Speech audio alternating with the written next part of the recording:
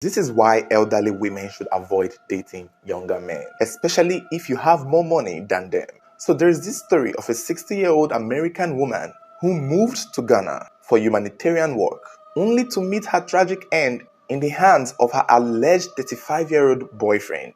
According to the story, the victim, who goes by the name of Naomi Gilbert, who is said to be an American woman but displayed so much love for Africa. She's one of those Black Americans or African Americans who grew up in the USA and always wondered about her roots. It was said one day she took a trip to Ghana and pretty much fell in love with it. Since then, did not return back home. To her, Ghana was her home. It's almost as if Ghana was her roots. It's almost as if she was able to trace her DNA or her ancestors back to Ghana. And so, all her life living in America, she eventually moved to Ghana, where she started a new life, created a new community for herself, even got a place and started living in Ghana as a Ghanaian, even though she is American. Although she only lived in Ghana for 2 years, but it felt like a long time for her family. Put in mind that she's elderly. Some sources are even saying she's 80 years old, but most sources also say she was around 60. So she wasn't going there for job or work. She was already established. She had her money. She was able to get a place for herself, and according to what was said, most of the things she did in Ghana while she was there was to use her time and resources to help the community around her. However, on the 18th of April in 2024, it was believed she was brutally murdered by two men who plunged her to death and then buried her at the backyard of her home. Afterwards, they made away with some of her properties and valuables, including her money and two vehicles that she owned. But it did not take long for the police to get hold of these people. I don't know how, but it is possible that people who knew her or people who cared for her or her neighbors in Ghana there who were checking up on her noticed something was strange and eventually involved the police. And that was when the police took action and the culprits were caught. One of them was a 25-year-old man, while the other was a 35-year-old man. And when these two young men were caught and arrested, and they were found in the possession of this woman's vehicles and property, one of them, the 35-year-old man by the name of Wisdom Sete, who happens to be Togolese, claimed that the late Naomi was his fiancée, and he admitted to taking part in killing her. Although what was strange was that in some articles that I read, Wisdom claimed he used juju to kill her, and I don't know what that means. Pretty much I want to believe he maybe poisoned her. Some other sources are suggesting that Wisdom, along with the help of his friend Yusuf, both held her down, plunged her, or used some kind of object to kill her. Because, of course, with two men, it would be easy to kill one woman, especially if she's elderly.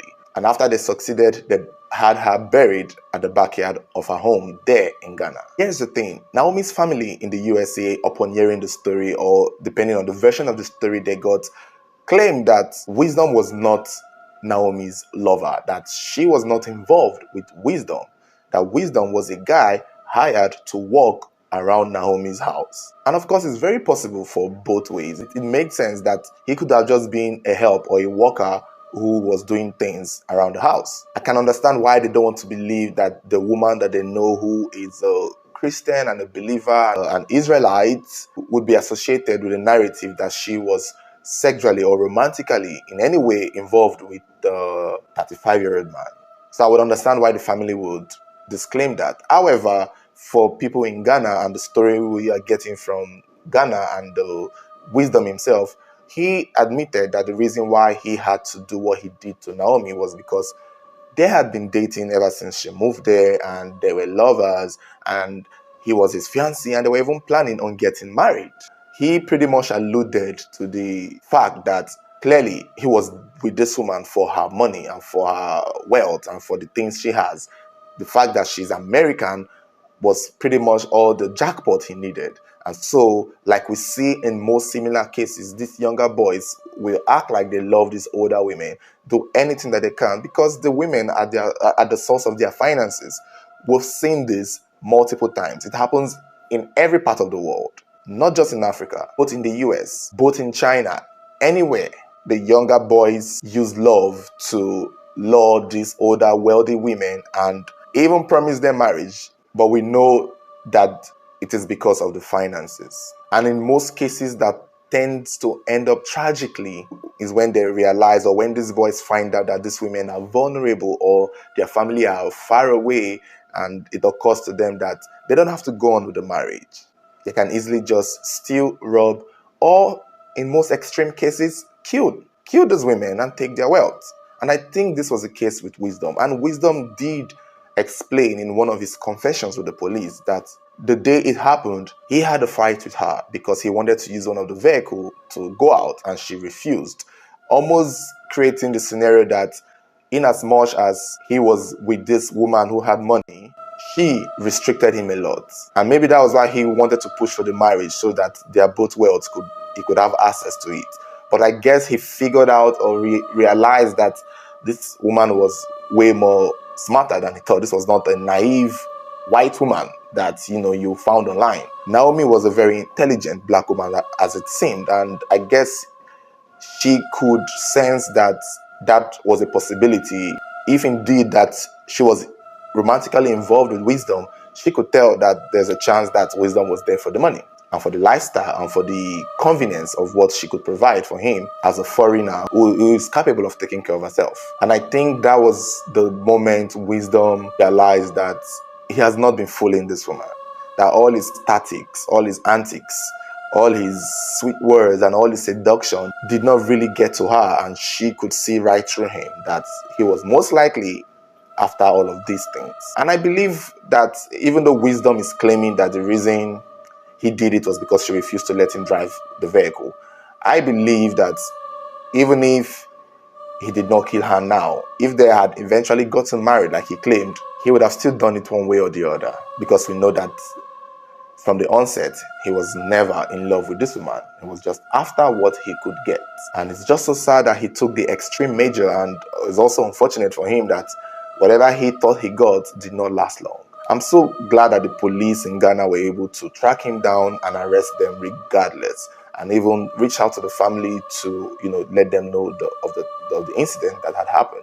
For most cases, or for most foreigners who go to countries where they don't have anyone, you never tend to hear from them again. And the police in those countries would not do much because it's the family that needs to push. I know stories like this would discourage, or we seem like it's something to discourage, foreigners or Black Americans or African Americans who want to come over to Africa to see how life is. But the truth is, it's just isolated. Many of them come over and life gets good. There are bad people everywhere, and I hope this is not something that should be used as an excuse to, oh my God, I will never step foot in Ghana, or I will never step foot in Africa. You have to put in mind that, or one thing I tell myself most times is, when certain bad things happen to people in other places, you can't judge the entire place based on that incident. And the best way to see it or know it is to see how people there react to the incident. And a lot of Ghanaians are disappointed. They have even pointed out that the killer was not Ghanaian, he was Togolese. So we have a way of shifting it to some other country, and pretty much that's the case. And a lot of the people who fought or requested for the police to find the killers of this woman were Ghanaians, and the Ghanaian police too were also Ghanaians who made sure that they were able to arrest these culprits, put them to book, and put them out there and charge them for what they had done. And when you see what was done in such unfortunate moments, it tells you that in the end, these people are not bad people. You can't use this one incident and go, I will never step foot in Ghana. Many things happen in the USA that can discourage Africans or other people from coming in there. Many things happen in most precious and advanced countries that we think are the best out there. But, we get to see that in the end, one bad apple does not define the rest of the whole tree. So that is just pretty much the gist on this story. And it's unfortunate. Is it possible that Naomi was lovers with this man? It's possible. Personally, I believe that was the case. It's possible he wasn't. It's possible he was just a worker. But I think for him to get so entitled to that point of owning a car, or for him to get to the point of having access to the car keys or to her, it's almost as though that I would not doubt if he was indeed romantically involved with her. Because we see this a lot. Most foreign women come to Africa to find lovers, because over here is where you see a lot of young boys chase these older women abroad because of what can be exchanged. For a few of them, it ends tragically, but for most of them, it doesn't last as long. And once they realize they've gotten enough or they're not getting what they need, the relationship eventually dies. I personally know a few people who went down that line of, meeting older women abroad, and they all don't get killed. They don't kill their women. It doesn't work that way. And most of these women are quite aware. It's just unfortunate what happened with Naomi. And I think Wisdom tried it and failed it. And I'm glad he has been caught. And hopefully Naomi gets to rest. So thank you for watching. And if there is any update regarding the story, I'll let you know. But I think this is pretty much it. However, though, you can share this video and subscribe. You could also turn on your notification button so whenever there is a new video, you'll be the first to get notified.